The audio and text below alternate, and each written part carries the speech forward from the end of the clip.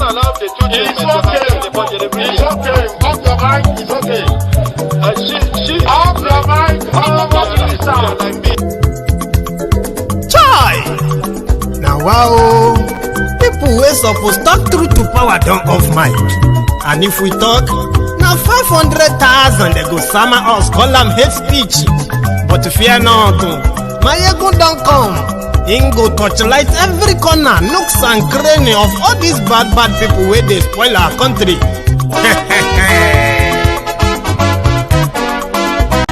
So my people make we laugh, oh yo yo. Maiyegun don't come, oh yo yo. My people make we shout, oh yo yo. Maiyegun don't come, oh yo yo. Maiyegun don't come, man of the masses, oh yo yo. Maiyegun don't come, oh yo yo. Maiyegun diary Politico, oh yo yo. Maiyegun don't come, oh yo yo. This one not the off in mind, oh yo yo. Maiyegun don't come, oh yo yo. And in the touchlight every corner, oh yo yo. Maiyegun don't come, oh yo yo. Okay, some people be they holla say they want the power. Chai, them be promise us say we go get light and power. Them hustle sote they can't get the power. But now they know they do anything with the power. Every day, dollar just they get the higher power over naira. See them talk say make we off mind, but thank God say Maiyegun don't come. So my people make you laugh, oh yo yo. Maiyegun don't come, oh yo yo. My people make we shout, oh yo yo. Maiyegun don't come, oh yo yo. Maiyegun don't come, man of the masses, oh yo yo. Maiyegun don't come, oh yo yo. Maiyegun diary Politico, oh yo yo. Maiyegun don't come, oh yo yo. This one not dey off in mind, oh yo yo. Maiyegun don't come, oh yo yo. Person where they do evil, no one make person talk. Them say that Maiyegun, that man too they talk. He too they talk. Say Maiyegun diary, he they hot like pepper. But every day then they take money in bulk. Woman picking, they the street they hawk. Still them talk say make we no talk. But thank God say Maiyegun don't come. So my people make you laugh, oh yo yo. Maiyegun don't come, oh yo yo. My people make you shout, oh yo yo. Maiyegun don't come, oh yo yo. Maiyegun don't come, man of the masses, oh yo yo. Maiyegun don't come, oh yo yo. Maiyegun diary Politico, oh yo yo. Maiyegun don't come, oh yo yo. This man not dey off in mind, oh yo yo. Maiyegun don't come, oh yo yo.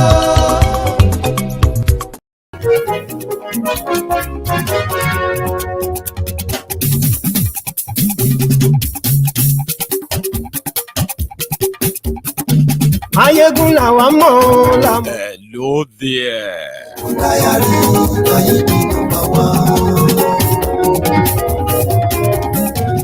Maiyegun làwa mọ̀ la mọ̀ tó dòdòdò. Maiyegun ti dé o, ọ̀rẹ́ ara yìí. Lórí Facebook, lórí YouTube.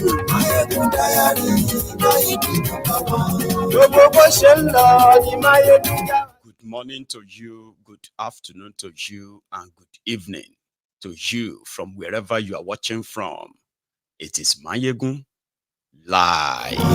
Bó bá ṣe àní Maiyegun máa wí. Maiyegun diary ó sì tún ṣe wàá gbọ́ níbẹ̀ o. Maiyegun diary Maiyegun diary Politico. Thank you so much for joining me tonight again and joining the temple as well. Please share the broadcast. Invite your friends, invite your not so friendly friends, and tell them Maiyegun today. Maiyegun diary, Maiyegun number one.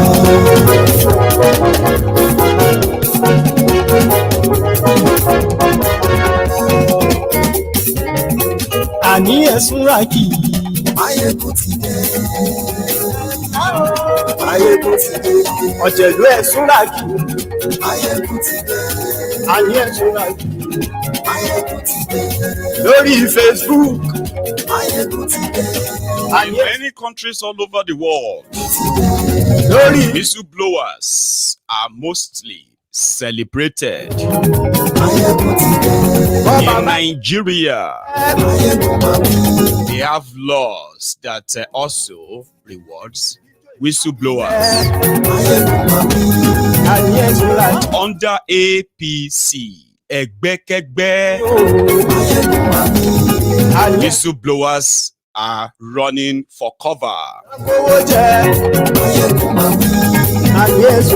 Leaked memos. APC has a solution. You should not be aware that they are stealing your money, frittering them away. That is state secret. Whoever are those releasing those documents to public, they must be enemies of Nigeria. That is called reverse psychology.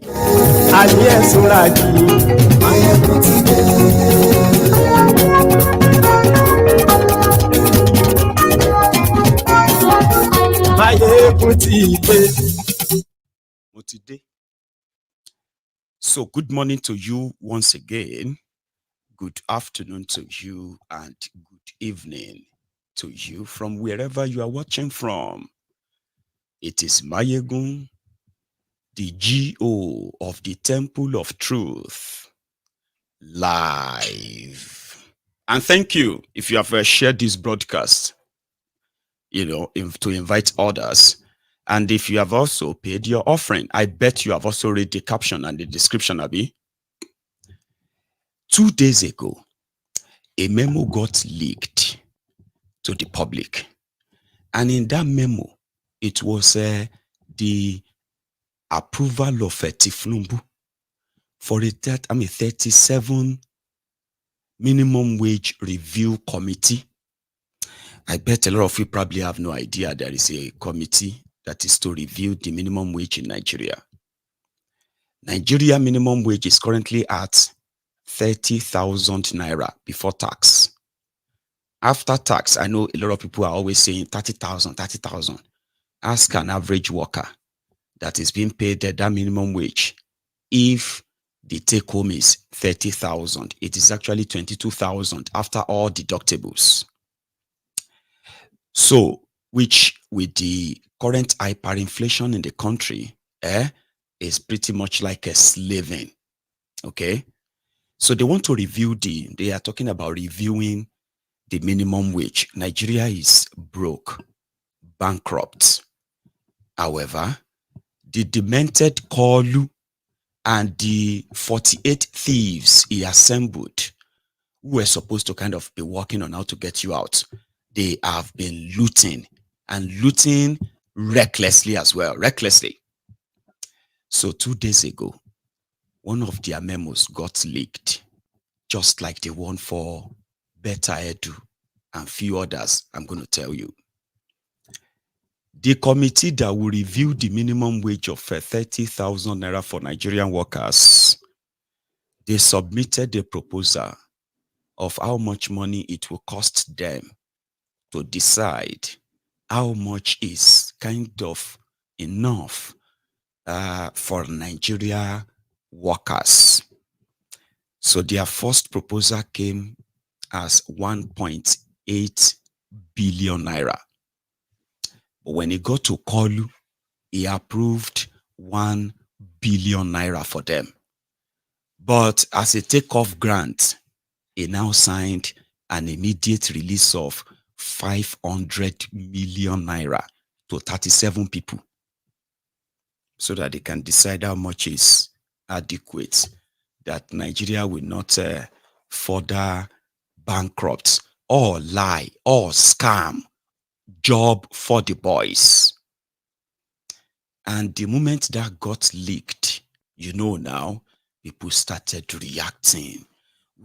What is all this? That was how you told us. You remove subsidy, but you increase the salaries of all of yourself. Presidency, vice, National Assembly, judges, all over the place. 112% increase in their salaries simply because of the hardship in Nigeria. An average senator in Nigeria take home, before the increment, takes home between 30 and 33 million naira every month. Koolu came and they were able to increase their salary and they have started paying them.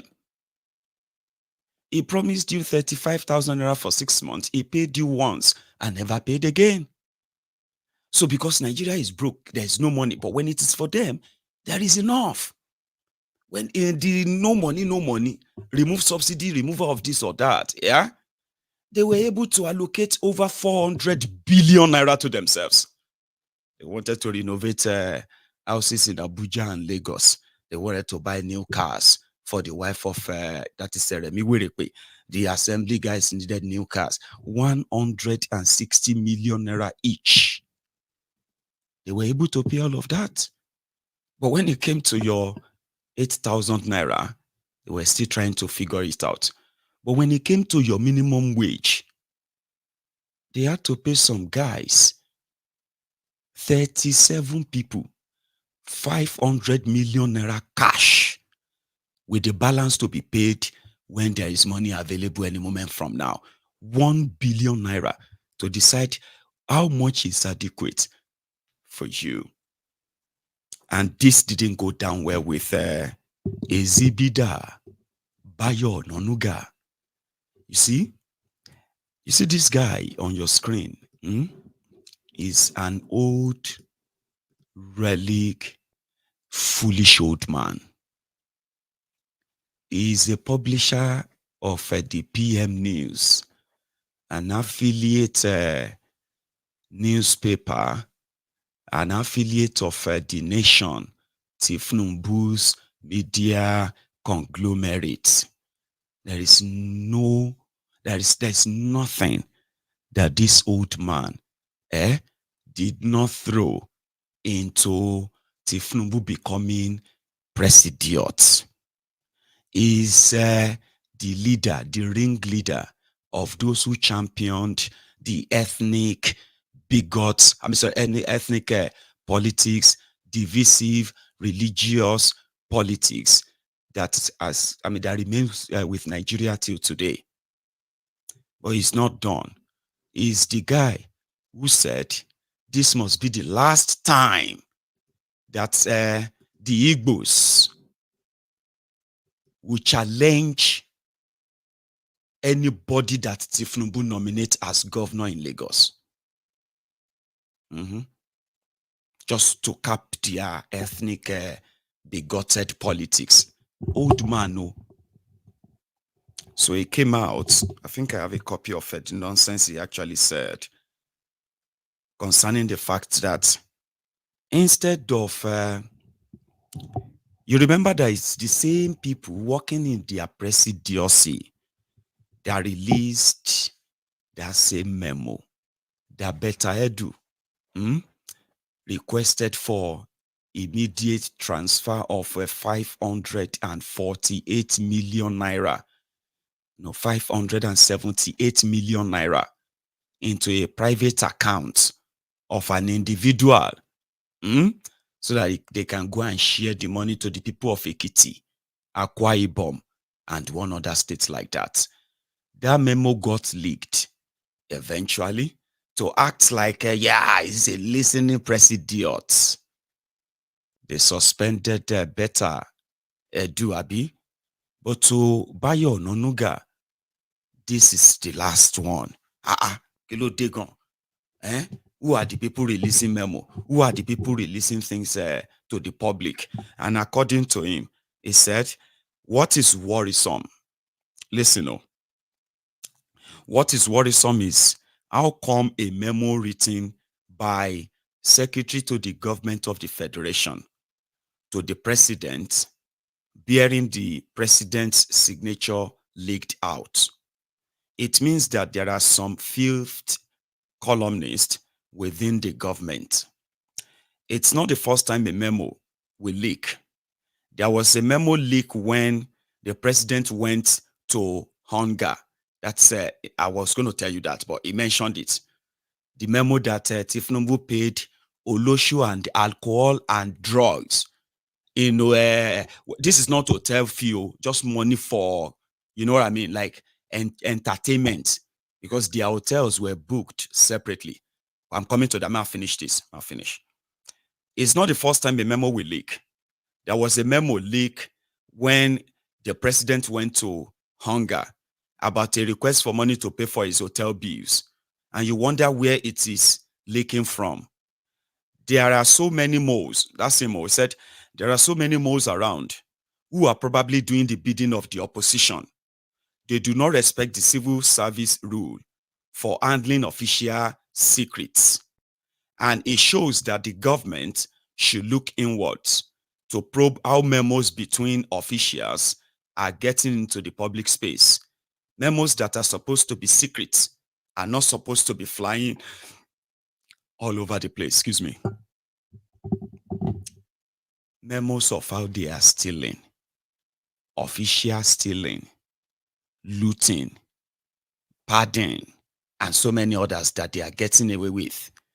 The reasons why there is nothing left to build your roads or maintain them, improve your electricity generation and distribution, hire teachers, hire workers, including the medical workers, and pay them well.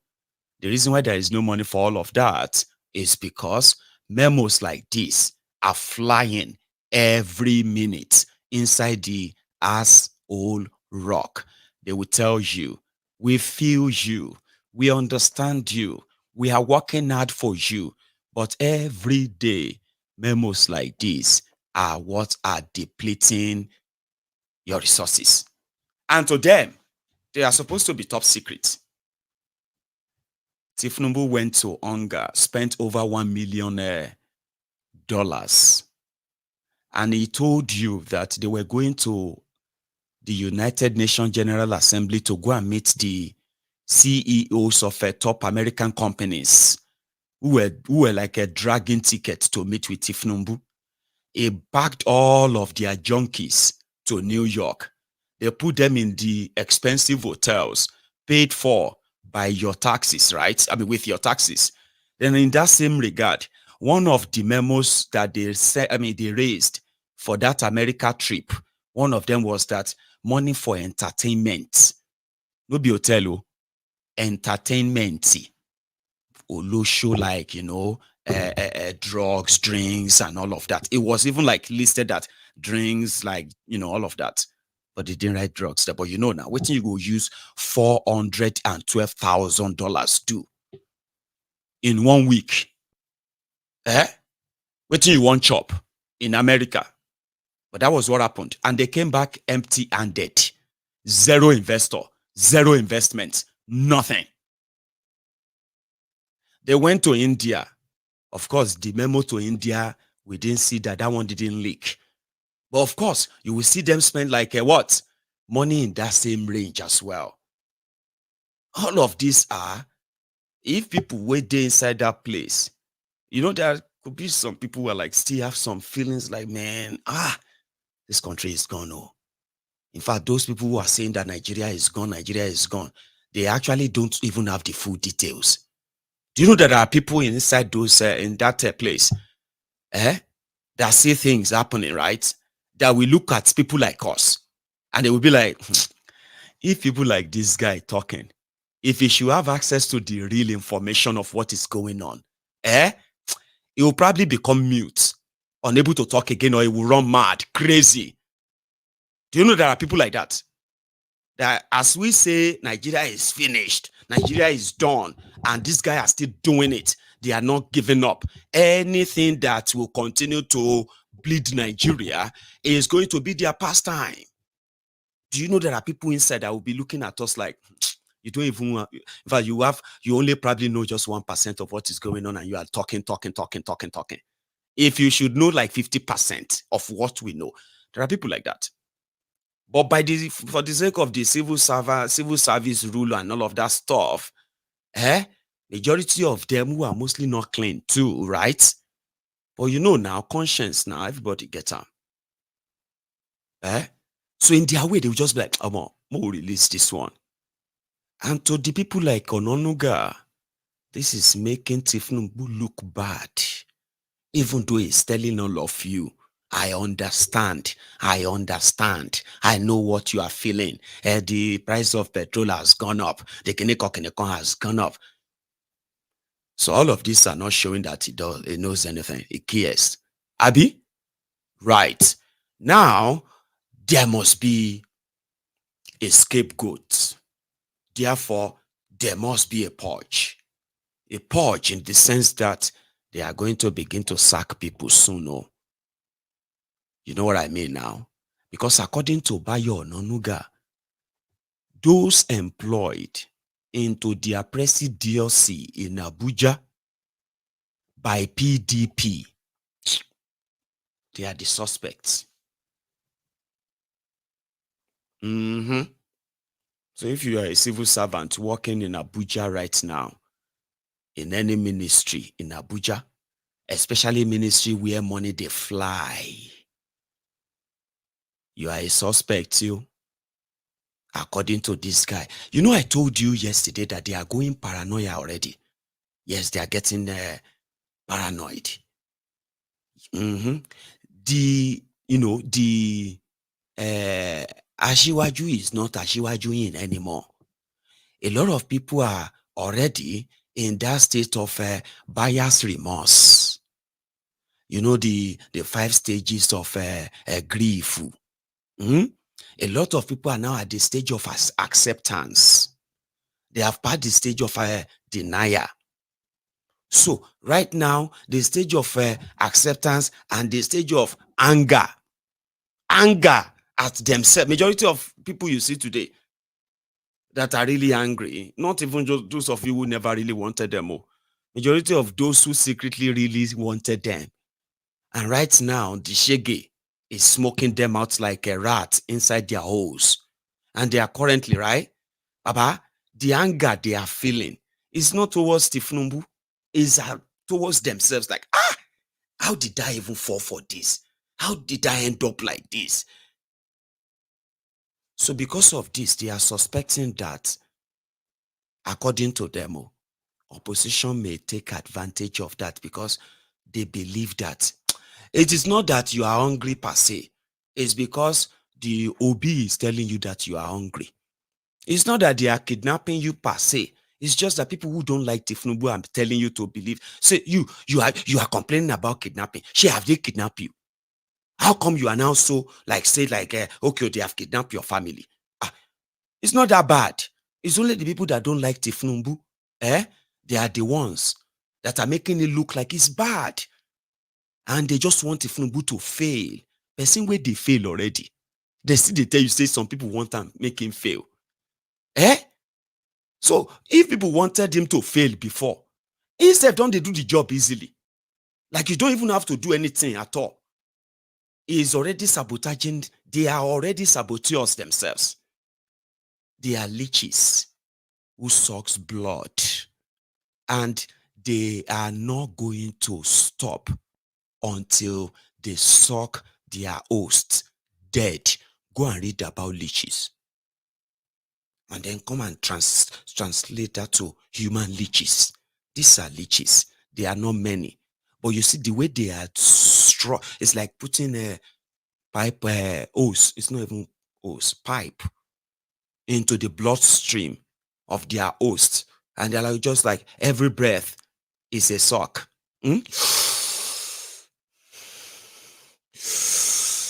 Every second. Nigeria has no chance of surviving. And they believe that you shouldn't be complaining that much now. At least, you shouldn't be complaining that much because you should know that Tinubu is doing something about it. It's only the enemies that are telling you that you should not believe that Tinubu is doing something about it. He's doing something. But what about this money that you are spending? All these ones that you have, we need to work. We need cars to work. As if to say people we handed over to them, now leg then they take waka. We need the better offices. As if to say those who handed over power to them, then be homeless, then be officeless. What about this money? You know, everybody, you are telling us to kiniko, but look at it. You are all enjoying. You know, which we are working hard. We are working hard. You don't need to protest. Don't listen to people like Maiyegun. Don't listen to all these people. They just want Nigeria to be destroyed. Baba, you are destroying Nigeria already. Can't you see? Right? Excuse me. So they are like, if anybody is showing anything to expose the corruption, the collusion, and the continued destruction of whatever is left of the contraption, they think you shouldn't react. You should just have faith. Remember, Tinubu promised you hope, renewed hope. You must have hope. Hope on what? Go. So, if you are a whistleblower and you see corruption and you decided to leak it because they said they will give you money, Baba na bullet they will give you. Because as it stands, these guys are paranoid. Everyone is a suspect now. As paranoid as they are also going to make a lot of mistakes. It is just so unfortunate that we don't have enough number of people that will understand the moment that you can say, yes, this is the moment. They've just made that mistake now. And from that moment on, it's going to be on a downward spiral for them. These guys are worried. They will be moving money and bribing people here and there. And they will be putting up, according to them, they need more laws to control this narrative, this conversation, to control the media, which is the social media, where information like this are freely shared. Now, you can understand why Gbajabiamila went to represent Tinubu and said he failed to make, to pass the laws that could have seen a lot of you today in jail or in exile. Yeah. You remember the social media bill, hate speech law. All of these were targeted at those of us who willy-nilly, at free will, would share any kind of a leaked memo from the corrupt criminals running or ruining Nigeria. And by so doing, listen to this, they already have laws, right, that says if you leak the government memo, you may spend the rest of your life in jail, especially when it comes to defense. But when it comes to leaking corruption documents, you are supposed to be celebrated. But you that will do it, you should know that you would have to run for safety, Abi. Now, if you are not sure before, now you know. Now, you know what this means is that the entire other 36 states in Nigeria, the small emperors ruining their own respective states, right? They will copy the same. And just like that, in this their illusion and delusion, okay? It simply means now everybody could end up in jail.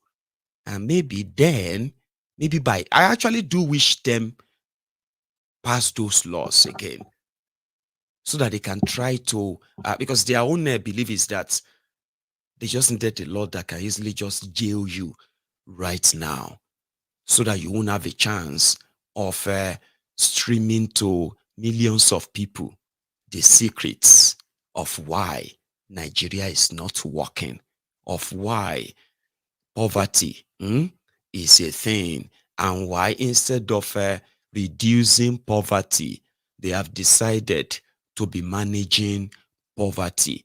Managing poverty is more lucrative for these criminals, like, giving money and said we are sharing money, we are sharing food. You know, that's like managing poverty. The more the people are poor, the more money they will have to allocate to managing poverty. It is not to reduce or to end it. So all of their actions that are contributing to all of this, they want them to remain state secrets and leave you confused as usual. Now, I have a full clip of where Gbajabiamila was kind of uttering similar, that similar statement that they have to do something about, what do you call it, about the social media and all that. I'm coming, don't go anywhere yet.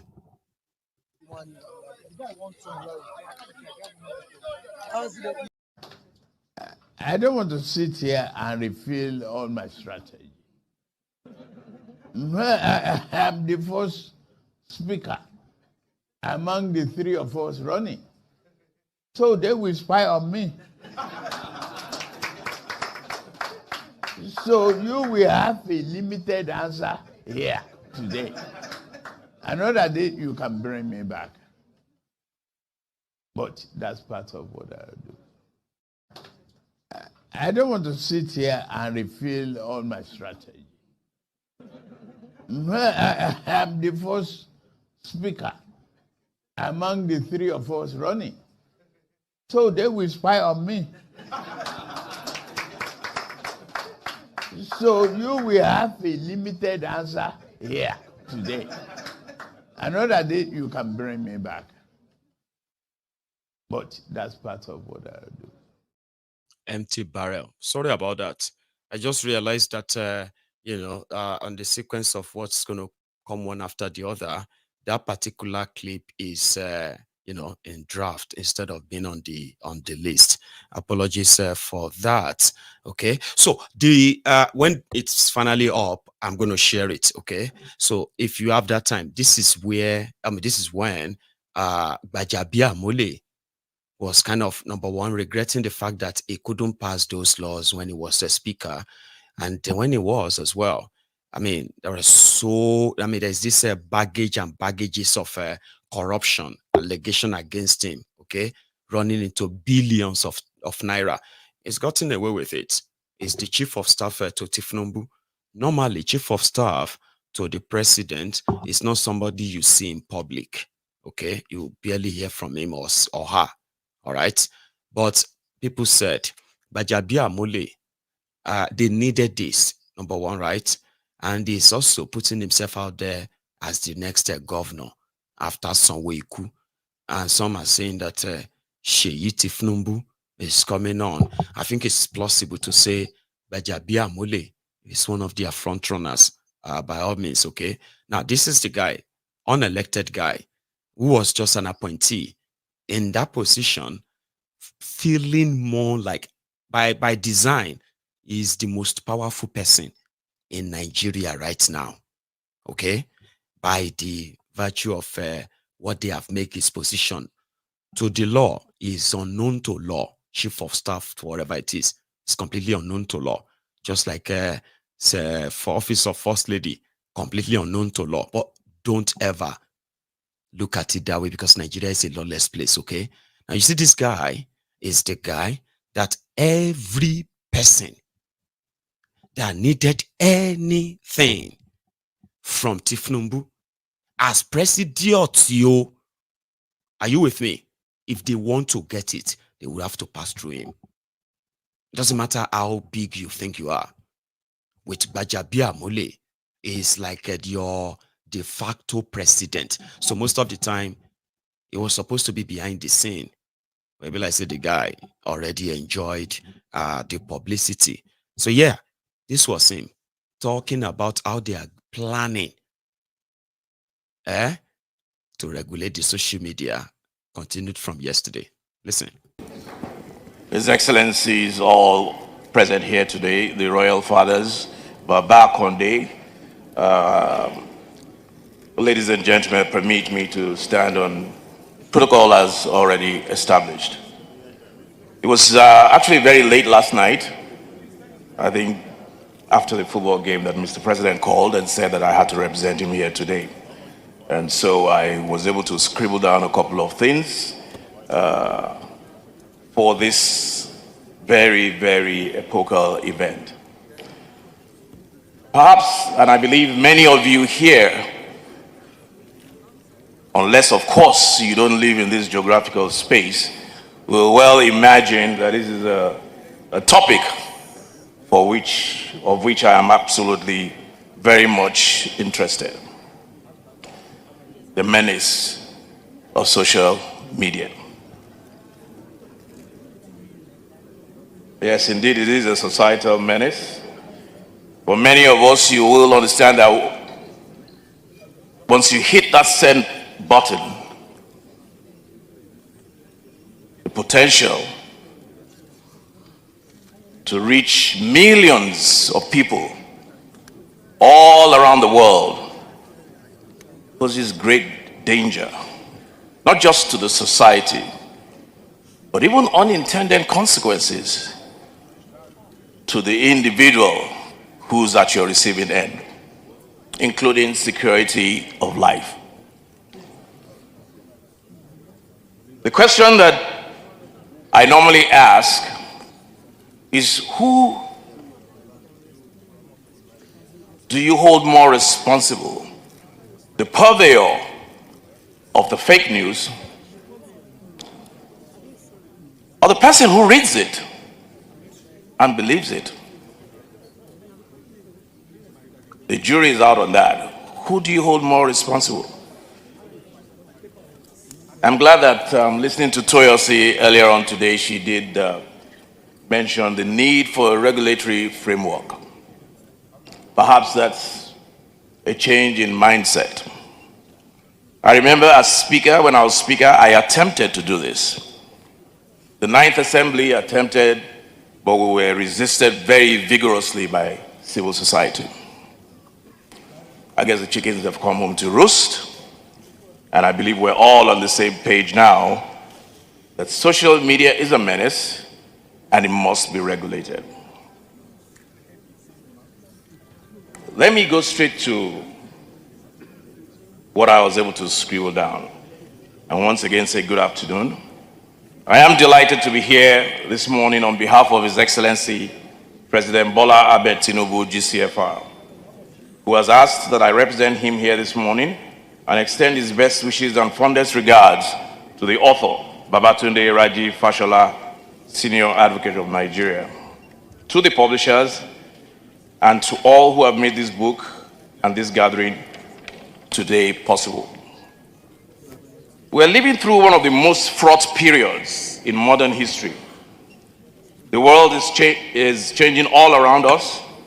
The international settlements and underpinning the global order since the end of the Second World War are being renegotiated in real time across Europe, Asia, and the Middle East.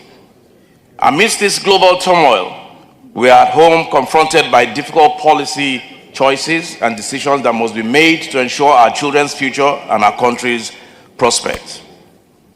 Now, in this historical moment, as we confront and overcome the challenges that threaten our future, we have an obligation as leaders in politics and government to engage in evidence-based discourse and data-reliant decision-making as a matter of course. But as citizens interested in the issues of state and governance, the obligation is even more significant to ensure that our engagement with each other springs from a shared agreement on what truth is, what is real, and what isn't. We live in what some observers have described as a post-truth world. This is a world where nothing is real. Politics is fueled by emotive arguments, and objective facts are less influential in shaping public opinion than appeals to identity and personal belief. In this new world we find ourselves, public discourse is driven by alternative facts, dropped with reckless abandon on social media and technology, including artificial intelligence tools, allowing for the creation of false realities to confuse and deceive people and distort perceptions of what is real and what isn't. The challenge we face and must meet head on is how to return to having a public discourse and a political and policy decision-making process that overcomes this new paradigm. We must, because if we cannot agree on common truths and don't exist in the same reality, then we cannot develop the shared values and the common purpose that is a central requirement for cohesion and national identity. My brother, Raji. Nuisance leleyi. Nuisance leleyi. Tani Brewer. Now, before you say, I just proved him right, because we don't want to have conversation or something like that. That our political conversation is filled with emotive reactions and all of that nonsense, that all those word salads. So you better calm down, okay? So he was talking about what is real and what is not real. That's the last part before I had to cut him off, okay? Now you and I can begin to pick what is real and what is not real, and how much of this is directly impacting on you. Forget all those word salads. What is real is the fact that Tinubu could not tell us or show us his real date of birth, his real parent, where he went to school. All of this, the fact that he couldn't show us them, they are real. And the fact that Tinubu is living a fake life, believing in those lies himself, at least whatever Tinubu presented himself to be today is not real. Okay? Now, when Tinubu and his rogues told themselves that they are doing fine, according to that, they are doing well when in the area of security, let's put that. What is real today is that more Nigerians are even more like being killed or kidnapped by the terrorists who are still being paid ransom. That is real. The hunger that is spreading due to hyperinflation, right? The devaluation of your currency, the impact of that on you, including what they call the removal of subsidy, all of those are real. Okay? Now, any other thing that they might kind of be presenting to make them feel like they are doing better, they are not real. Now, Gbajabiamila, who is pretty much like fixated on social media's loss of control on the social media's narrative, is telling himself that maybe if we try to tell people, for example, whenever their memos like that and their secrets leak to the public, they get angry and they get mad at those who probably released them, who might have released them. They are more concerned than the content of what gets leaked. You see that Gbajabiamila on record, which is also fact, all right, is that it was a lawyer in America that duped, well, maybe duped is a big word, that stole from his own clients and ran back to Nigeria. That is fact.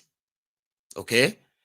Other facts that are like driving narratives and conversations, I think that's what I should pick it as, right? Facts, not fake. Okay? Fact is the fact that Tinubu, who happened to be on record with court documents to back them, is well, I don't like, I kind of would like to use a former, which was a drug lord, but who knows? We don't have any evidence that he's still not a drug lord. So I'm going to use his present tense. So Tinubu who was a documented drug lord and believed to still be a drug lord, is also a fact established by courts. All right. So the other fact is that when Tinubu came in, the Nigeria naira, as it was then, right, was 710 naira. And in a space of 9 months, that same naira lost over 80% of its value. That's also fact that drives conversation. That if Tinubu removed subsidy unprepared, no plan, no nothing, which has now led to somersault of multiple policies trying to kind of get themselves out of it with no real commitment and even worse result. Those are facts with victims too. All right.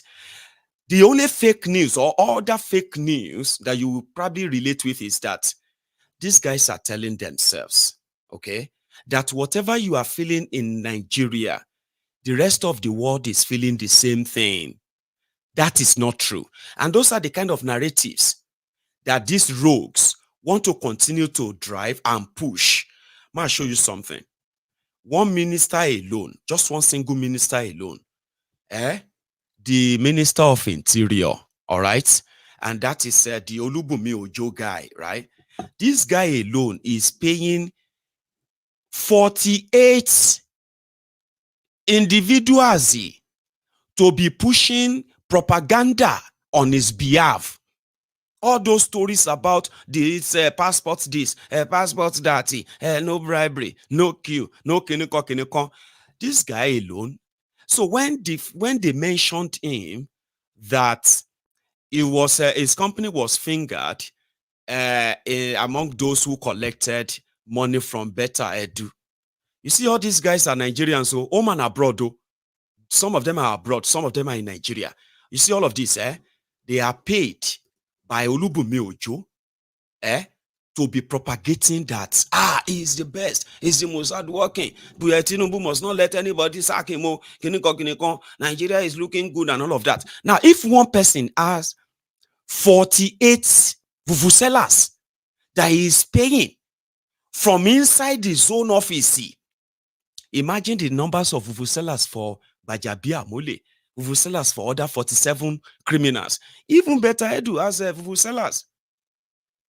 Gbajabiamila would not want us to talk about that leaked memo where Tinubu approved 3.2 billion naira to just about 6 people, and the money was paid into their private accounts as consultancy money in October 2023.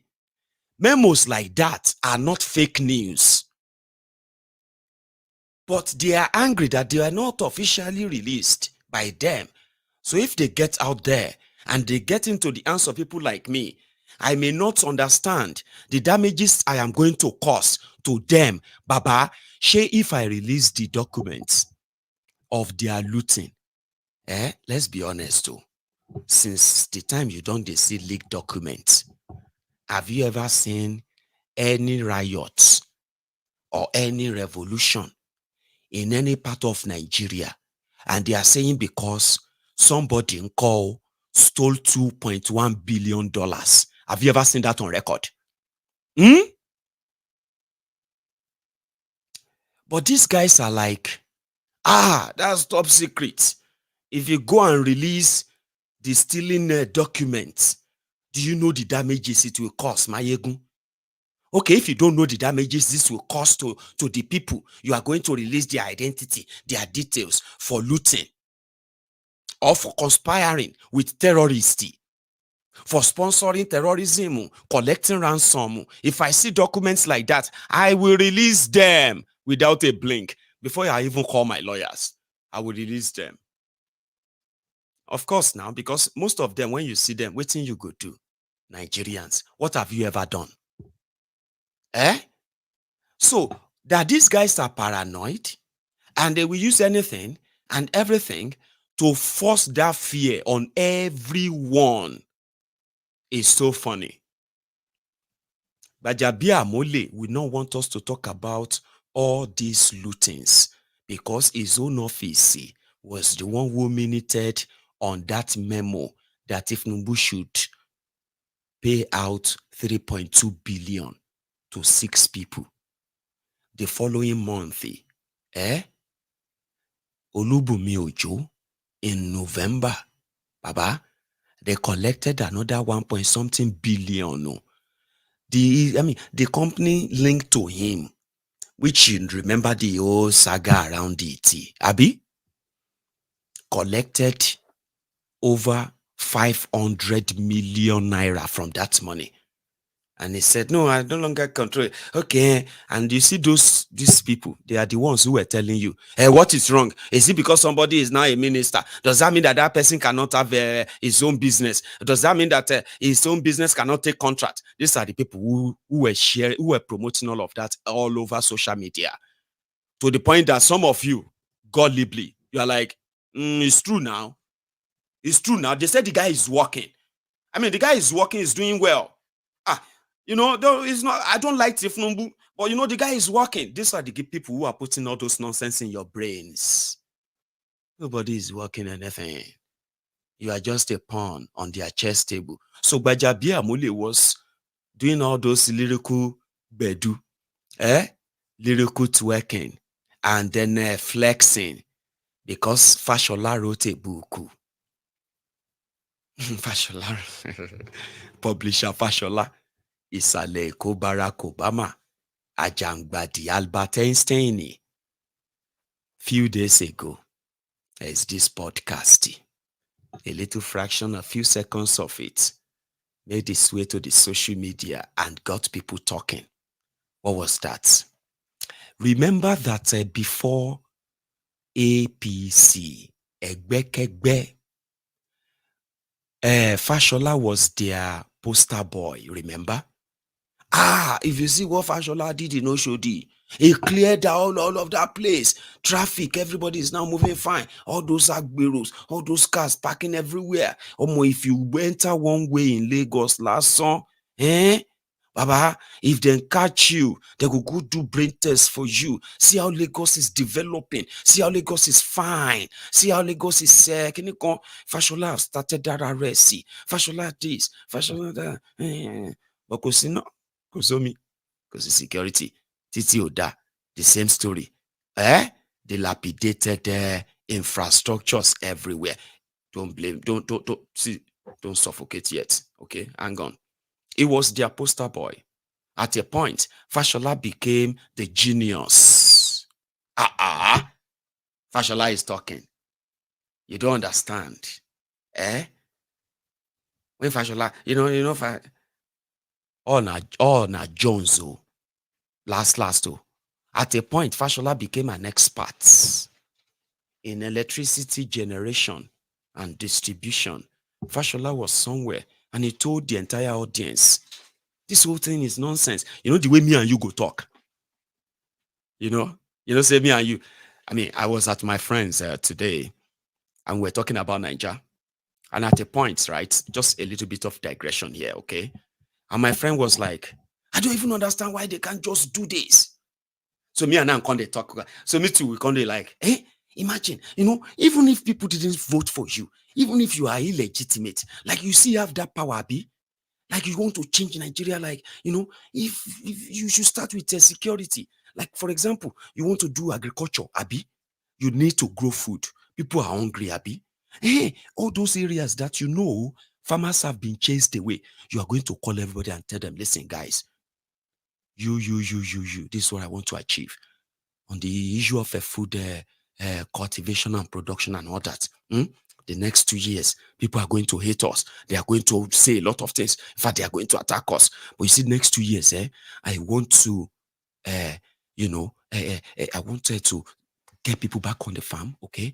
Protect them and ensure that we harvest bountifully, flood everywhere with food, build their silos to keep and store some of them for like that. And I need you to help me. You can't steal money. I'm going to take care of all of you, okay? Very well. But you see, any money allocated for anything that has to do with this particular project, If you steal it, you die. Oh. I will order for you arrest myself, and I will use you as a scapegoat. I'm not kidding. You know how you now mobilize all your military, everybody, Air Force, everybody to the entire northern and middle belt part of Nigeria. Kill those terrorists you can kill, arrest the ones you can arrest, and chase them away and permanently base those people there. And yeah, farming, lori pali. I'm talking about mechanized farming. You have a target to rice, every food. Now me and my friend, they talk. You know Nigerians now. You won't talk about how to develop things. I said, like 2 years, Baba, food will be everywhere.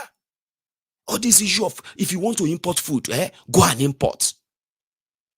Nobody is giving you any subsidy to import anything anymore.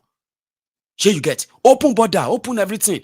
You see, if you exchange your dollar for 1,300 naira to $1, and you want to go and bring rice, the same rice that they've grown like, you know what I mean? Like, well processed rice everywhere.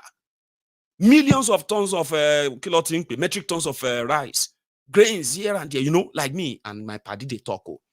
So if you want go import, go anywhere where you want go. Now you go short. That's how this whole food crisis will cut. And you will be surprised that at that 2 years alone, Baba, not be only say Nigeria go get food in abundance. It go dey too cheap. That Nigeria go, now the neighboring countries go they pay what Nigerians are paying now.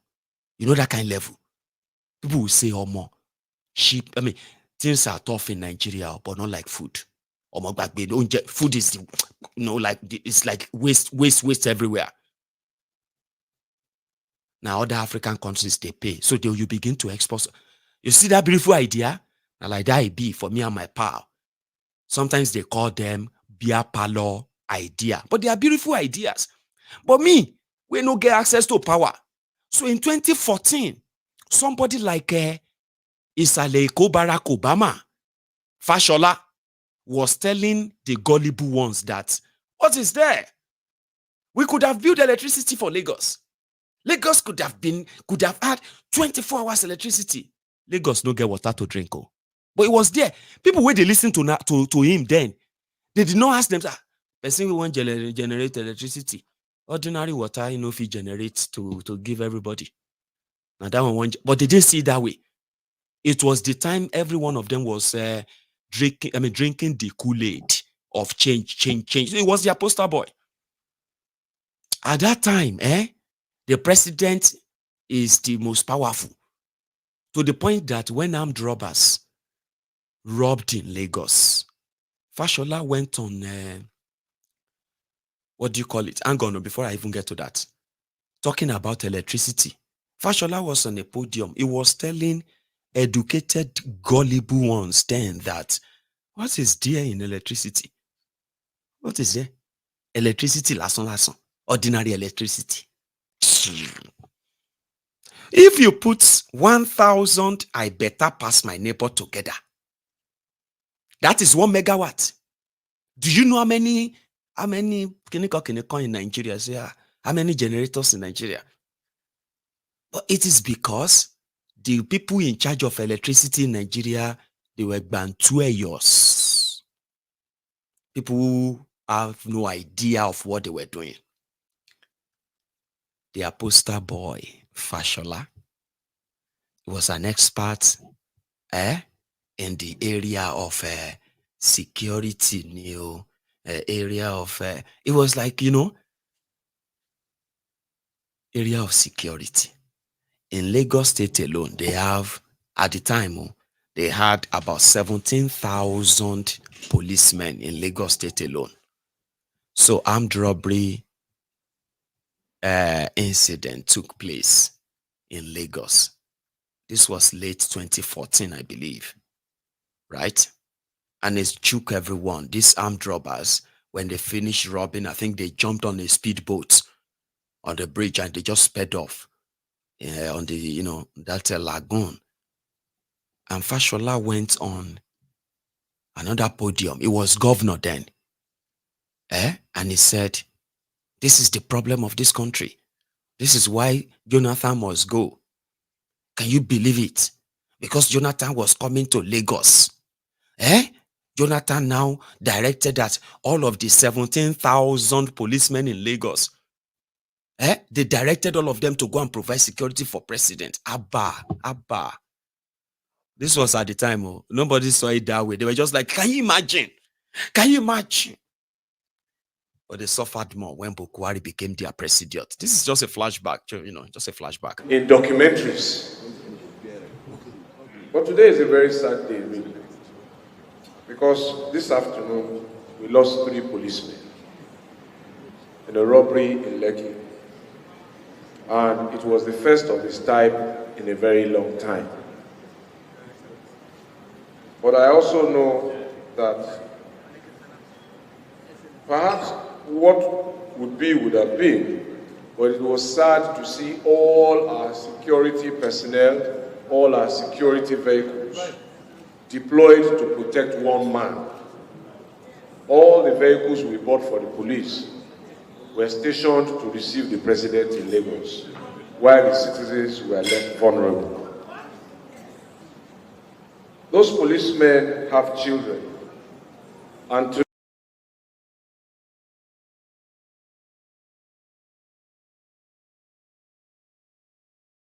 You get that? And that was in I think it was actually 2015, before the Charade election then. But today, the president, it's like you're asking for too much. Tinubu is not a magician. If you don't have electricity, if you can't pay your bills, if the economy is hard, if you are expecting them to reduce the prices of food and all of that, are you not asking for too much? Like, I mean, it doesn't have such power. I will say something after this. It's a short clip, tiny one. Here. Are we expecting too much from the president? What constitutional role does the president have with regards to things that affect the majority of people? Water supply, sanitation, getting a business permit, paying rent. And those are things that are not the responsibility of the Nigerian president. Yes, but I feel like excuse me. I feel like you completely sidestepped what I said. Did I? Nuisance lele. And sometimes they might like to be sounding foolish, but they are like theatrical. So they're like, they're actors. Okay. Now, to those of you who probably are like their, what do you call it? Their ass lickers. People who look at them and be like, oh, more, people have not really been paying attention. No. We have not really been paying attention, or maybe we have not been paying attention enough. These guys are pure chancers. I swear. If you take a look at every one of them individually, they are pure chancers. Some people will be like, I don't even know when they changed to this. I mean, if it was 10 years ago, if it was 20 years, Baba, you just haven't been paying attention. You need to listen to them. Fashola was made Minister of Power, Housing, and Works under Bukwari because he's their star boy from Lagos. You remember? And under the same Fashola, in 4 years before they now have to allocate the ministry to another person, under Fashola alone, the Nigeria national grid collapsed over 300 times. In fact, 381 times under Fashola. Do you also want to hear the added one? For these 4 years that he was minister, plus another 4 years that another person was that same minister of that power, under Bukwari's ruinous, destructive regime, ladies and gentlemen, these guys added 0 megawatt of electricity to the Nigeria national grid. But they are the motivational speakers. They are the advisors. They are the role models. to those who are ruining your lives and Nigeria, Abi, just so you know, empty barrels, agba òfìfo, korofo league. But it's not that they didn't know what they are doing. No, they do know what they are doing. It is some of you. Some said, these people are so overrated. No.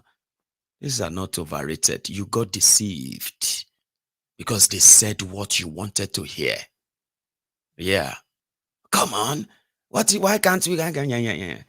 Rufaya became a governor that sat over the graves of innocent people in southern Kaduna for 8 solid years. They do know what they are doing now. Now you possibly just fell for what they are saying because they were saying what you wanted to hear. So unfortunate that everyone is their victim.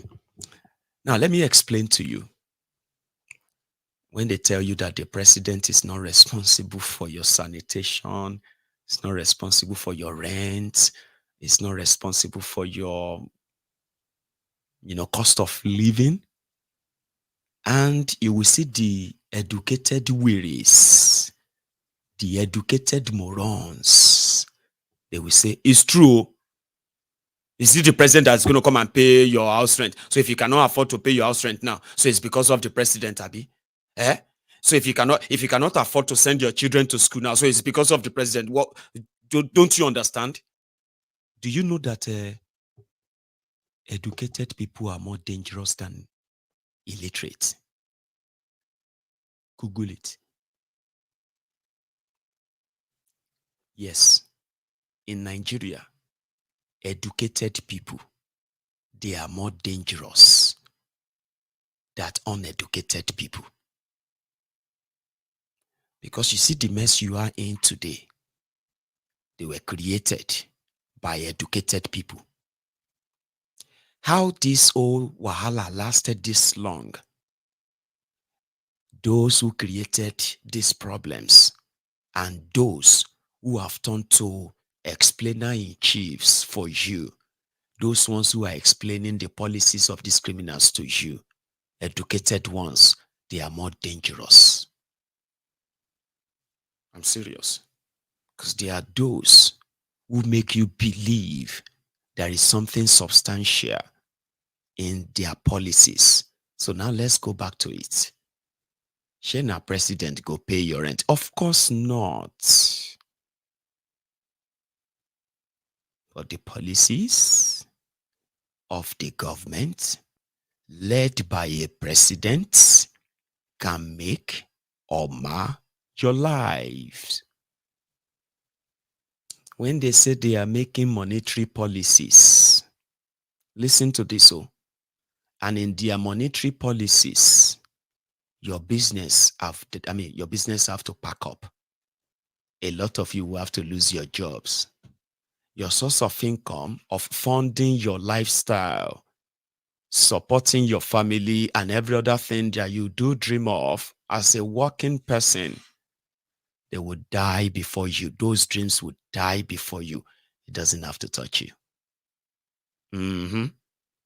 When your president or the government of your country, led by your president, decided to make a policy that pardons terrorists while Nigerians are being held hostage and trillions of your money is being frittered away in ransom to these terrorists, the same government that swore to keep you safe and protect you decided in their own wisdom to catch and release terrorists because they have repented, putting your lives in danger again, your communities, your businesses, your families. One single policy of a rogue as your president can quickly wreck you and turn you to a pauper. That is how the president affects you, and that will be the moment you become somebody who used to pay the school fees of your children. Suddenly, you can no longer pay it. You are able to actually fund and pay for your own health care. Suddenly, you are no longer able to pay for it. You were able to ferry yourself to and fro in your car. Suddenly, you are unable to anymore. The economy is biting so hard. You are considering leaving the country before you lose it all. I mean, just one single individual and the policies that he represents. So if somebody like Fashola, the Ajangbadi Albert Einstein, or Oworonshoki Thomas Edison, Isale Eko Barack Obama could boldly face a camera and tell the rest of you before he started gaslighting you that, are you not expecting too much? When the policy of a government has opened and kept doors opened for looters and criminals who have continued to chance and cheat and steal from Nigerians and unable to actually produce electricity that could help jumpstart an economy. People want to fix economy. They are telling you to wait till 2026 before you can possibly have a stable electricity. But they are angry that others are telling you do not believe them. They are like others who once told you they were going to generate 10,000 megawatt of electricity every year. Do you know that if APC, Egbekegbe, had kept to their own promise on power alone, just power alone, do you know they would have generated over 80,000 megawatt of electricity by now? According to their promises. And do you understand what that means to a country like Nigeria that has been in darkness to the point that the rest of Africa, they are calling Nigeria generator economy or generator country or something like that? Do you understand what it means to promise and fulfill your promise? Then promise and fail. All promises cancelled. APC, Egbekegbe, never contributed anything that could have made your life better. So that paying your bills, which is not the responsibility of any president, of course, will never have been any responsibility of any president, of course. But they took that away from you by destroying the economy, wreck you. They touch you without touching you. You understand what that means? They are picking your pocket without even touching your pockets. This is how. I mean, talking about that, 80,000 megawatt of electricity distributed. Everybody will become businessmen and women. Just like everybody is becoming food vendors today in Nigeria. It seems to be the only business that you can do for 6 months and then you pack up. Because these days, do not even dare to go and borrow money to start any business in Tinubunomics economy. And I don't want to possibly report that you are one of those who have kind of like, you know what, Maiyegun was right. I'm wasting my time here. Maybe I should quickly end it. That's not what I meant. Don't end your life, and don't do things that will make you end your life. Maloya she business, Maloya gamble. All of them, you will come back last, to that stage of being suicidal. And I don't think those who already want you dead or kill you, everything they are doing today in Nigeria and their policies is to kill you. People are dying. You know that.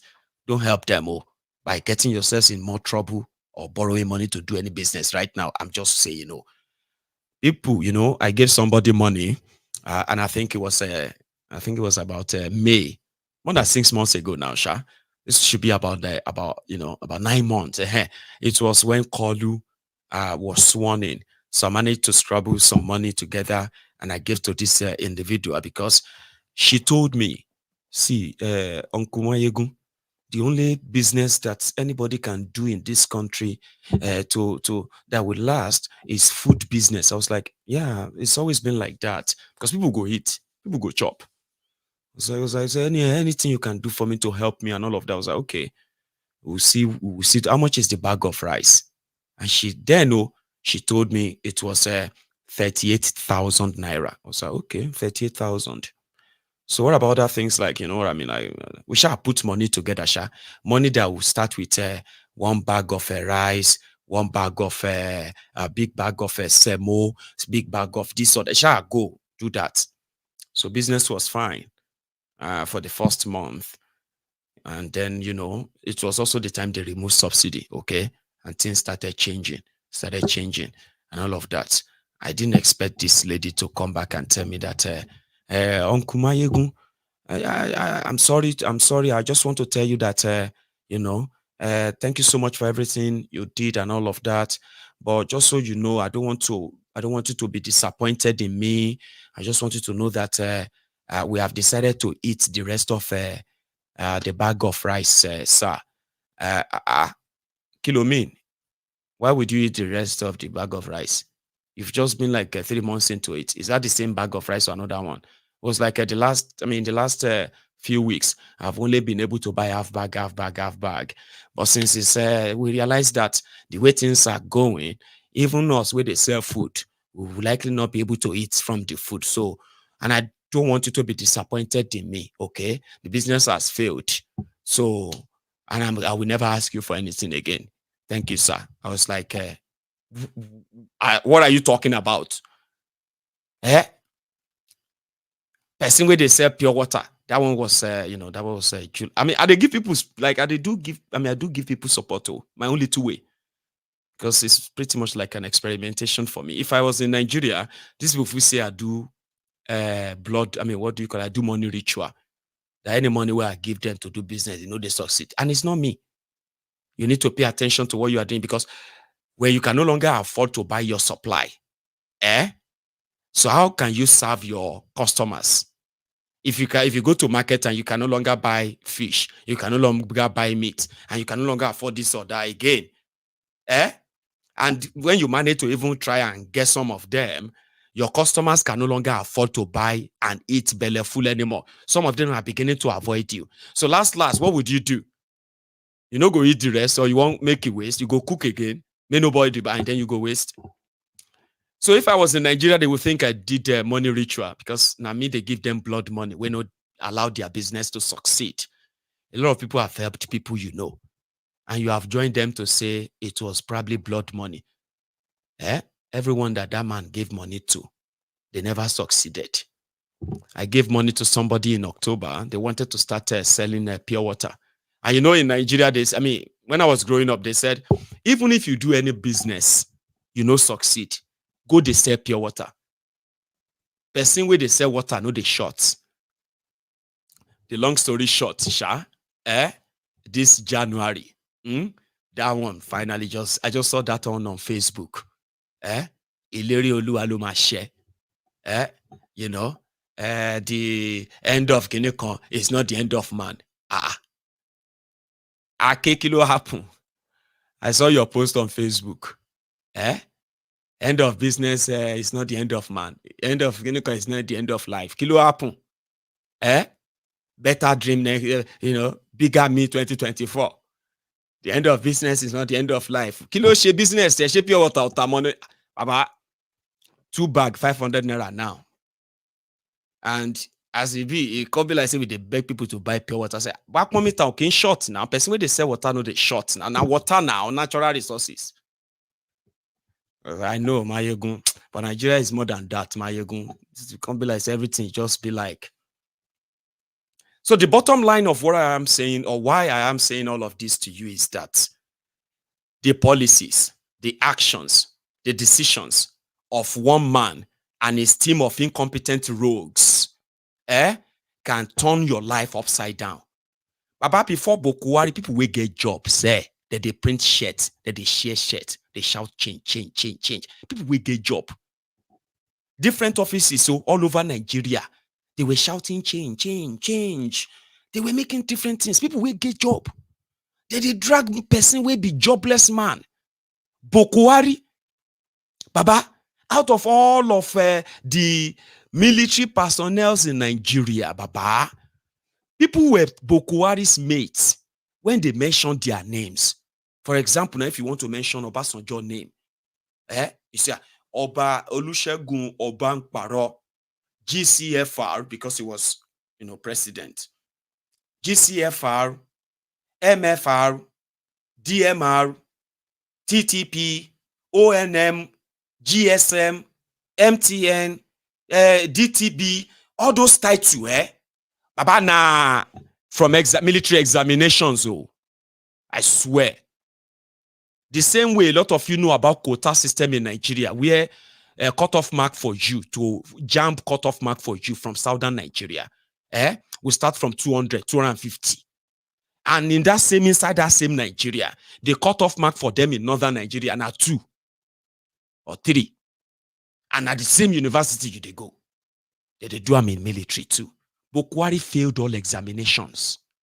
Military professional examination, he failed everything. Until he decided to overthrow a democratically elected government in Nigeria. And he just gave himself the title GCFR. If I fail all exams, please, I don't go fail this school. GCFR. He started calling himself GCFR. That's the only title he has. Nothing else.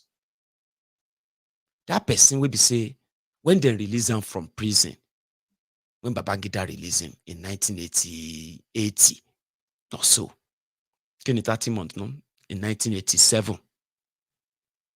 Because say, hey, Malam, K, we don't want you to be jobless. Take this 150 cows. They open shop for them. They open farm for them. Baba, that's in 1980, 1987, 1997, 10 years. 2007, 20 years. 2015, 28 years. The cows no born. They no add to the family. This guy was living off the pension salary as a former president who spent, 30 months to draw Nigeria back for 30 years. That pension was what he was living on. His cows no born. Okay? For 28 years, that man was the man, educated, employed Nigerians started shouting to come and save them. Save us from Jonathan. All of us want to die. You save us. Jobless man. 8 years after that, majority of them who had jobs, they became jobless. Bokuari, they look fresh. All of them, they look like Nigeria economy. Go and look at some of them.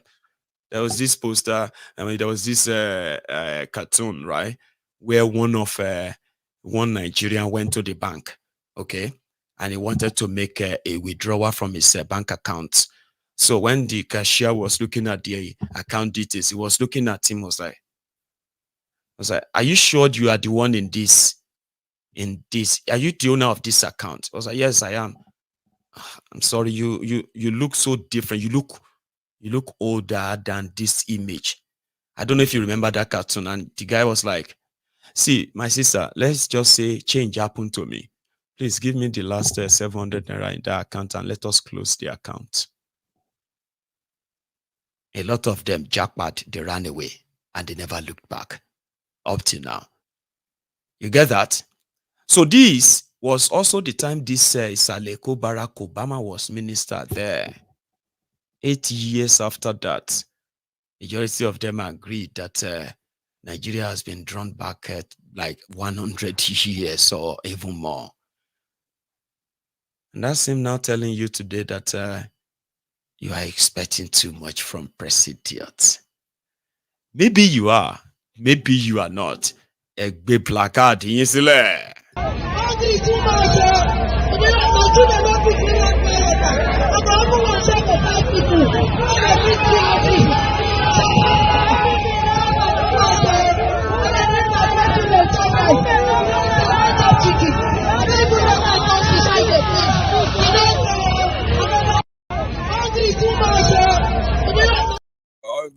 much, you. That's people from Ibejuleki area of Lagos State. All of now we want to relocate to Lekki. You know, say that's like, you know, the high bro ghetto. Now, do you know that? Or you don't? Okay.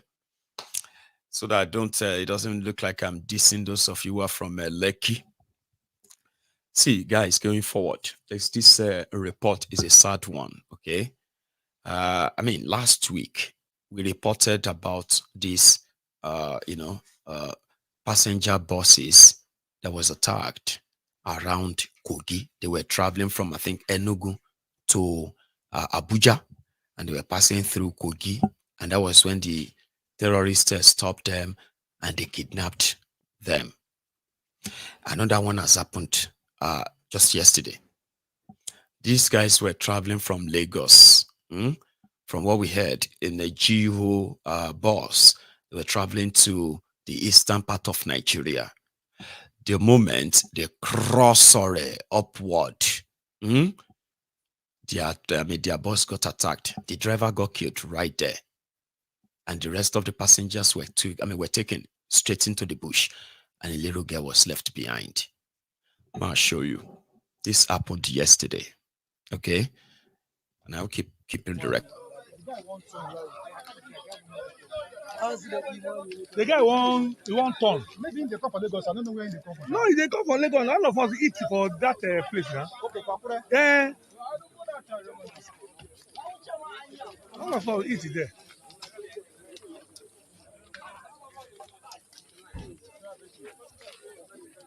See this small girl now. They come out the father. Okay, they come out the father. Yeah. Okay, from inside this bus. Now only they now.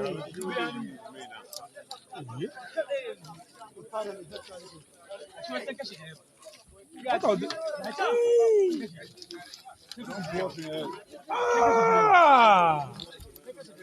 They don't kill the driver. Yeah.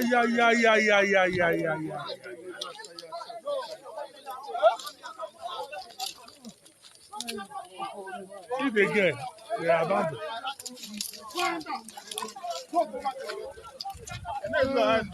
You don't come now, they're convinced.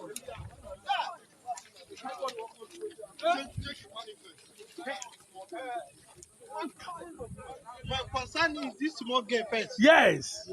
My concern, why is the driver? The driver is dead now. Look at the driver on the steering. The second driver.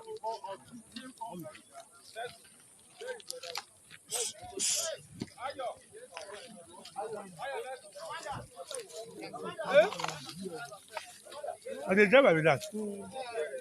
See the driver. My God. See the driver. See the driver. Just kill him. See kidnapper. See person, see kidnapper. Only no day now we take for this one. I bet this security, this will not they go, maybe we follow them. They are moving now. Oh yeah, make now go. Why motor? Okay, maybe they go, maybe they go. How would that be? See, kidnapper. Yeah. Where our motor? Where our motor? Come. Eh? Inside that same, what do you call it? Inside that same dangerous place, people still have to kind of like look out for their daily bread. Imagine the risk people take every day just to be in Nigeria until you become a victim. So when somebody said that they should let everyone be allowed to legally carry a gun. Now, if you are not going to do it for like everyone, but what about those who are like really traveling, like travel or transportation companies, travel agencies that are putting the lives of their own drivers? Imagine you as a driver. Imagine the drivers who are like plying all these roads every day, majority of them have escaped many hundreds, if not thousands of attacks in the last 12 years alone. Imagine that risk. You're looking for a job, a graduate, there is no job. And then, finally, transportation companies are hiring drivers, new drivers. And you are a good driver. If that's going to be something you can just do for maybe 1 or 2 years, save money, and maybe do something else. You know how young people think. Imagine the risk people actually have to, the transportation company are going, would they tell you the risk that you could be robbed, you could be kidnapped or even killed by terrorists? Then you, the passengers, who are going to put yourselves in those packed buses, on those unsafe road, you have all those terrible roads to deal with. Then now you have terrorists that could pop out from just anywhere and right there, and then your fate will be decided by gun-wielding criminals with no resistance from anybody. Because right there in your presence, you will see if they have to kill people to show to you that this is real, you are not dreaming. They will kill people. You will see people killed right there, and they'll tell you that you're going to be next. And you will comply with no resistance. Like, you have to put yourself on there. I mean, I don't know. I don't know. Maybe I can't imagine it. So I am not saying that those of you who are there have not somehow have your way around it too. I am saying that if those who understand what this simply means, the number of people that are being put into the arm's way, the number of people that are going to continue to be victims of this barbarism, this terrorism alone, if you picture it, your skin will crawl. And if you have the power to do something like license all the transportation companies to have don't pretend that it's okay to just go with them. Because according to a lot of people, if everybody is carrying gun now, so if the terrorists come now and they started shooting, wouldn't they kill everybody? Would they not just kill everybody? Baba, even the terrorists don't want to die. Do you understand?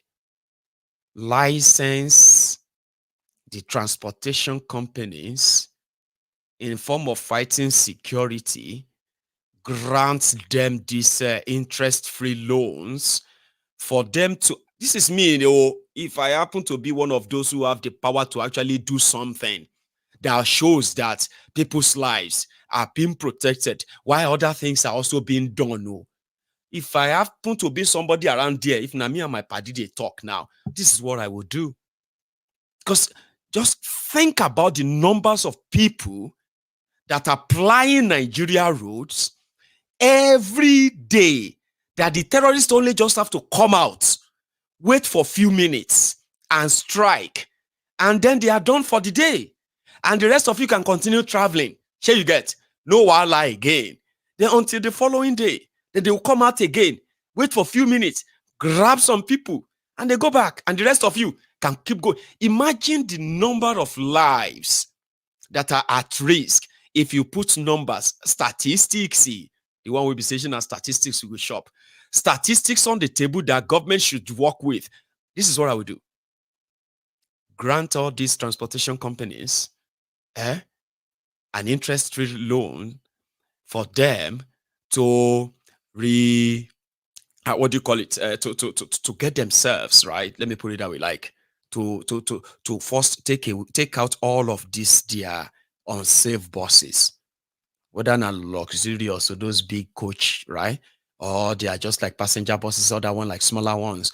Every of those transportation that are plying any interstate, or no, I think, is it interstate or regional, you say? Doesn't matter. Interstate transportation companies should be bulletproof buses. Okay? They will make their money and they will pay the loan back, but interest-free, government approved. So with that, you have automatically provided like an armor personnel carrier that will indeed protect everyone that chooses to travel by road, whatever is going to be the cost. Somebody said, Maiyegun, do you know how much it's going to cost to enter bulletproof? No, it shouldn't cost you anything. It's government subsidized. It's going to be like normal buses.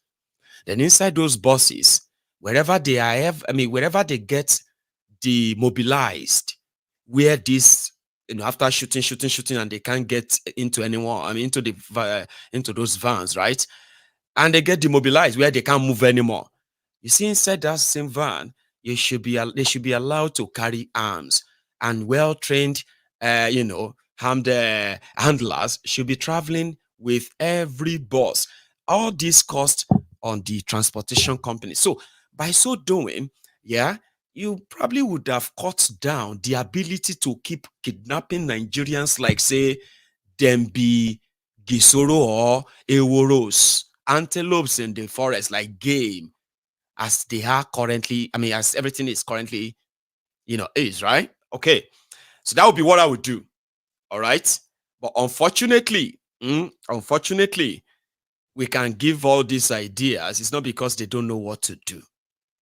So when they tell you that give government idea, they know they don't need your ideas, okay?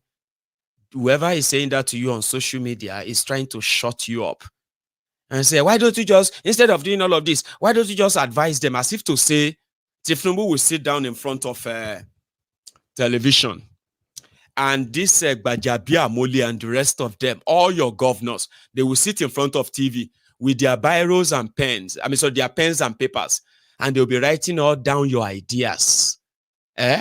Even though they have tens of thousands of special advisors on almost everything, including the governor's bedroom, what governor eats, what president eats. They have special advisor on clothing.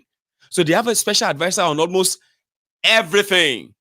So now you on social media now should be the one to now give them ideas that others are being paid for. Those who are telling you to give them ideas, criticize them constructively. Aboshin Sheyi, criticize with him constructive what? What they are doing is to try to shut you up and say, stop talking like this. Let us just pray for them, or let us advise them. They don't need your advices. They don't need any of your advice. They want you to stop talking. All right? And stop, when you stop talking is when they win. Now, here is the other one I have for you tonight. It is the fact that initially they said Koolu will be at the Nigeria versus Cote d'Ivoire's match tomorrow, the final of AFCON, the African Cup of Nations, okay? And a lot of people have already started, they have started developing palpitations like, oh my God, it's going to be bad luck. It's going to be bad this or that. And others were pretty much like, out there for different reasons. So, okay, a lot of people want Nigeria Super Eagles to lose tomorrow, so that you see that way they don't like it. They don't like the fact that all of you are trying to get distracted by the real issue. Okay, you are celebrating what? What is this? Is that what is next? The bag of rice is now 74,000 naira. The bag of beans is now over 140,000. That's true. Bag rice, the 140,000 naira. Even though nobody they buy it individually, nobody they buy bag of rice. So, but when you begin to break it down, the rika of rice, the rika of beans is over 1,200 naira. The rika of what's that one? Rice is over 1,000 naira. So that's the breakdown. No, even if you are not buying a sack of this, so Nigeria naira is still falling. No, People are still being kidnapped, no security, no jobs, no nothing, no poverty, all that stuff. People feel like Nigerians needed to be reminded constantly. So the moment they get distracted by big brother Nigeria, big brother this, Africa Cup of Nations, Keniko qualifier, UEFA Champions League, Premiership, some people just feel like Nigerians are not serious. So Nigerians should not win the AFCON. And to others, they are like, Abba, why would not they be like Killjoy? Did you not see how happy everybody felt like that day when Nigeria qualified against South Africa? I mean, everybody was so happy everywhere in the night, everywhere. Like, it's been a long time people have seen Nigerians so happy.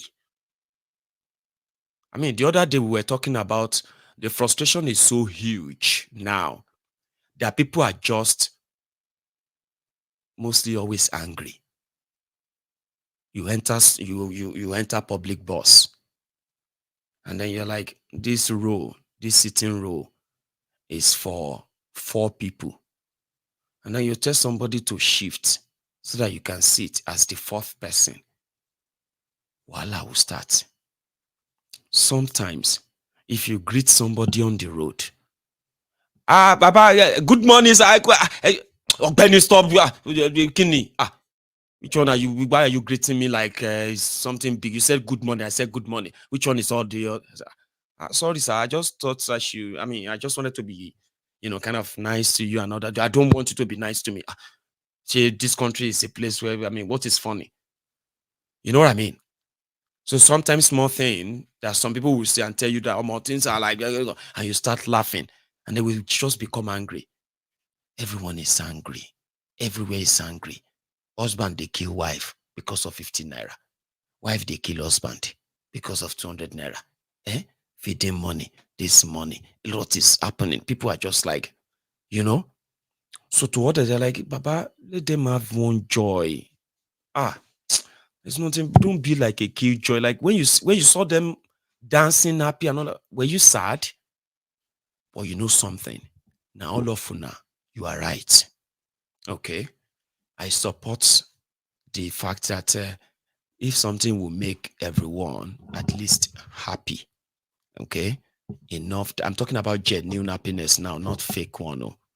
We all saw what happened when Yakubu Muhammadu announced Koolu at 4 a.m. in the morning as your president.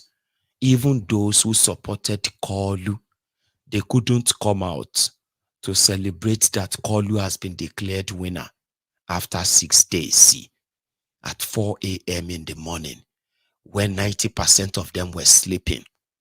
When they woke up, it was like somebody died. Have you forgotten? Have you? So we all remember that, to the point that it feels so sad. It feels sad. Nobody wanted them. People didn't really want this whole thing happening to them.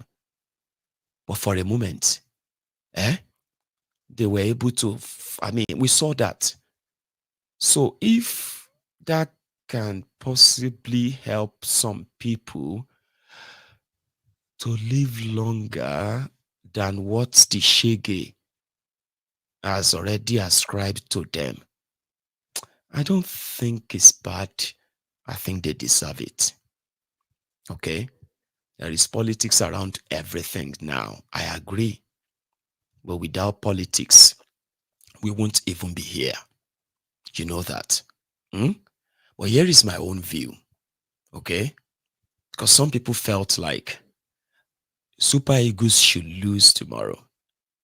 Now, when they lose, since Koolu was coming there, so in that stadium, they couldn't stand Koolu feeling like he has done something, because under him, Nigeria won the AFCON.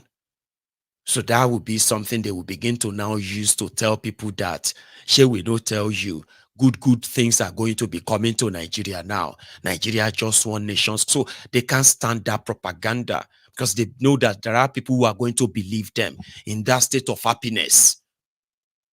And they know the damages that simply means to the progress being made when people are beginning to question their sanity, question their choices. I understand you. I do. But there is something that you should know that is not in our own control, whatever will happen tomorrow. You see those guys who are wearing those Nigeria color and all of that. They too are hustling for what they will call their own careers too. Whatever happens tomorrow when they win, it's also going to impact on their own careers, which is something I probably not opposed to. But I understand that if Nigeria lost, or if Nigeria loses, right,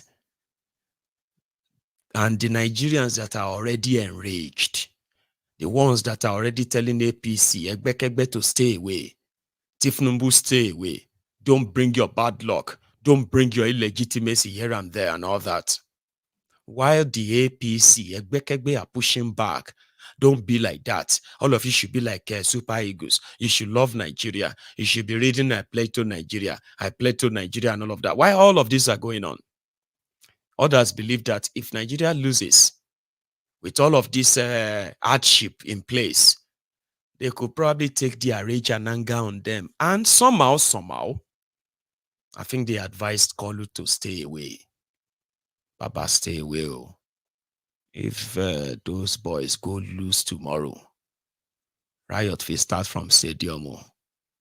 Go make sense. Make me say Nigerians after Cote d'Ivoire beat Super Eagles, Nigerians beat Koolu to death in Abidjan. So Baba, stay. The shitty man that is in Abidjan, tell him to stay there and represent you. And shitty man himself understands that people believe that these guys are bad luck. They are evil and they do not represent Nigeria majorities, right? So when they were making, when their game, led to or got to penalty shootout, shitty man in what they said was releasing stress because they're releasing pressure. He left the stadium, walked to the back of it, walked away, and to some others. When he walked away was when the bondage that dragged Nigeria into a state of their goal being cancelled, getting drawn, and at the same time losing penalty, okay, and still ending up when they say it's because a shitty man was there. So Koolu will sacrifice shitty man tomorrow. And the last time he was there, this was his own way of handling pressure from Nigerians.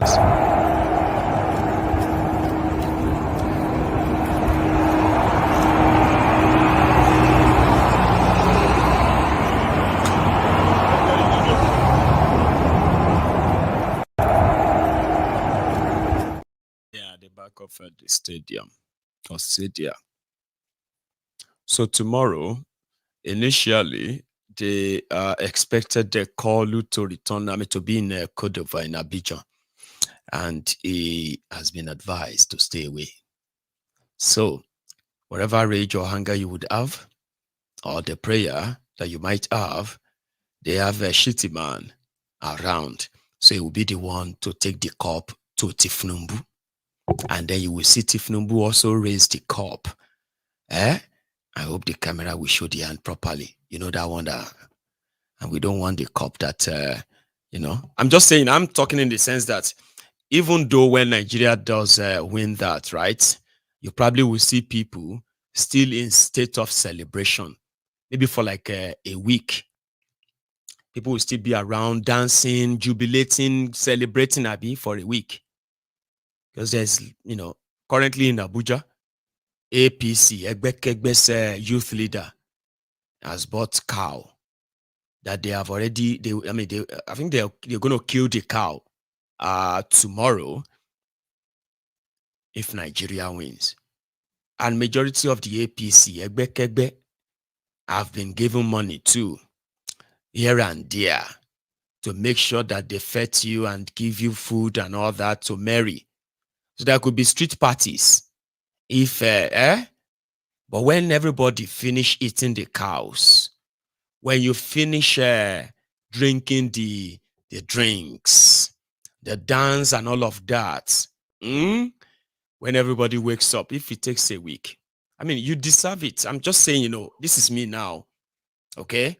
A lot of people believe that there is no time for all this nonsense, blah, blah, blah. I said, leave them. Sure, you understand? After a week, we hope that immediately Nigeria win Nations Cup, things will calm down. Because after a week, even if you're like pretend, you will see the reality. And that, indeed, you remember him now? He bought cow. They have cow. I mean, they've kind of bought cow in Abuja now. Hey guys, so this is like 12:30 in the morning, and I'm with Daddy at Charade Tinubu at home. I told you that Daddy doesn't sleep until like 4 a.m. in the morning, and this is like past 12, and he's still not even feeling sleepy at all. Daddy, thank you so much, sir. You're welcome. Yes. Hey guys. You're welcome. So that's Dayo Israel. Okay. So I'm just kind of adding all these because tomorrow is another day. And nobody has a clue of what it's going to be like, right? So I'll leave everything at this point to the rest of us, okay? I was going to take calls, but I maybe I shouldn't even just say that, okay? What happened is that I am not taking calls tonight, okay? I will tomorrow when we are having our Sunday sermon, another vibrating night or vibrating evening, okay? So thank you so much for spending your evening with me again. I hope you have a wonderful night too. In fact, I wanted to have it. Thanks so much. And please, before you go, if you haven't really liked this broadcast, please do like it now. Share it too. And I will see you some other time. Good night.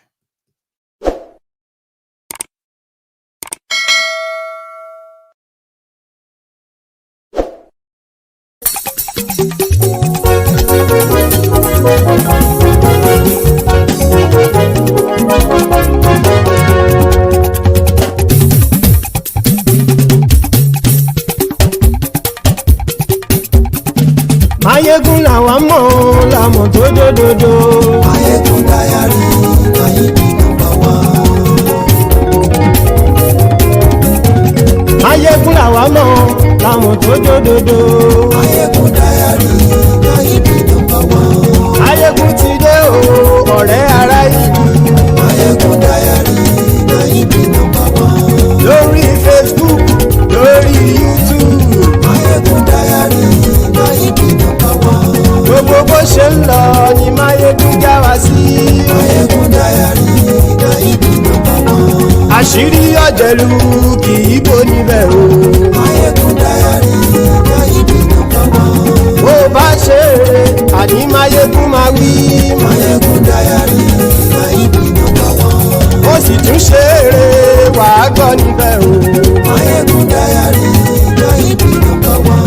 Maiyegun Diary, Diary Politico. Maiyegun Diary, Maiyegun number one. Godfatherism kò sí lọ́rọ̀ Maiyegun. Maiyegun Diary, Maiyegun number one. Ẹ farabalẹ̀ sẹ́ o kẹgọ́rọ̀ lẹ́nu o. Maiyegun Diary, Maiyegun number one. Àní Maiyegun làwa mọ̀ tó dòdòdò. Maiyegun Diary, Maiyegun number one.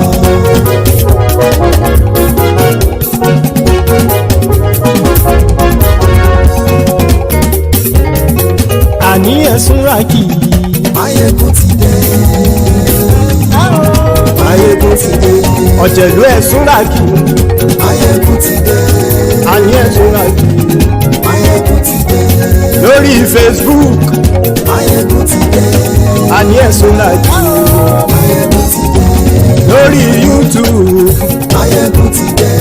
Àní ẹ̀sùn ràkì. Maiyegun ti dé. Bọ́ bàbá gbé wúrẹ́. Maiyegun máa wí. Àní ẹ̀sùn ràkì. Maiyegun ti dé. Ijó ìgbádìí yẹ. Maiyegun máa wí. Àní ẹ̀sùn ràkì. bẹ́sìdó bá rúfin o. Maiyegun àmì. àní ẹ̀sùn ra jù. Maiyegun ti dé. kí gómìnà kówó jẹ. Maiyegun àmì. àní ẹ̀sùn ra jù. Maiyegun ti dé. ọlọ́pàá ti ń darí bá. Maiyegun àmì. àní ẹ̀sùn ra jù. Maiyegun ti dé. aṣòfin ti ń rúfin o. Maiyegun àmì. àní ẹ̀sùn ra jù. Maiyegun ti dé. òkúra olóṣèlú. Maiyegun àmì. àní ẹ̀sùn ra jù. Maiyegun ti dé. ọ̀jẹ̀lú ẹ̀sùn ra kì. Maiyegun ti dé. àní ẹ̀sùn ra kì. Maiyegun ti dé.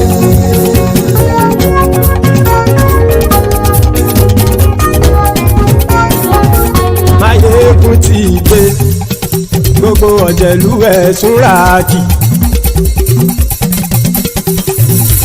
Maiyegun ti dé. gbogbo ọ̀jẹ̀lú ẹ̀sùn ra kì.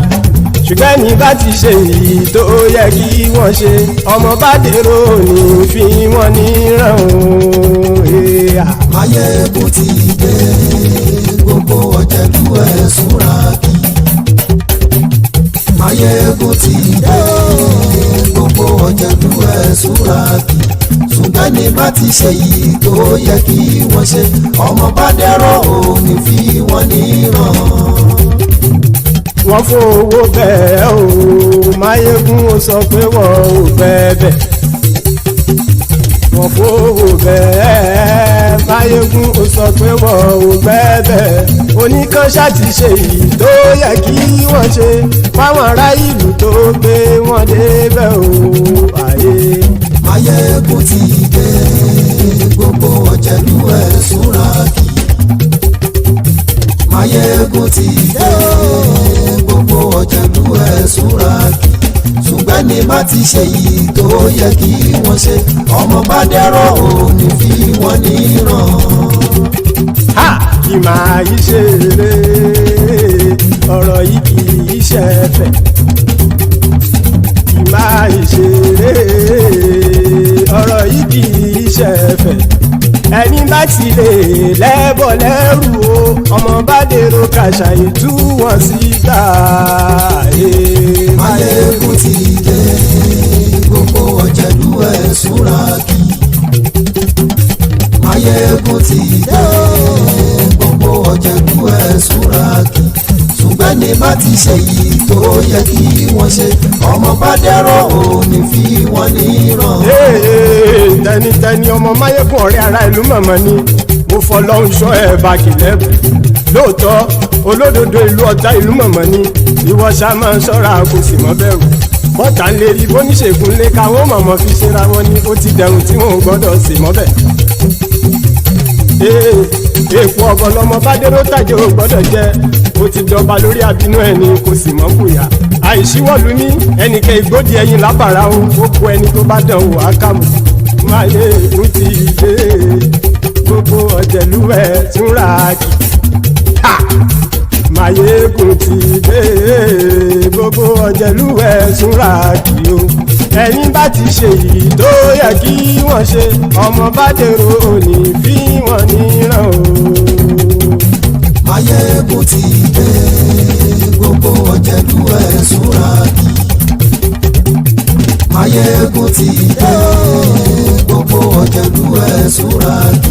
ṣùgbọ́n ní bá ti ṣe yìí tó yẹ kí wọ́n ṣe ọmọ bá dẹ́rọ̀ ò ní fi wọ́n níran.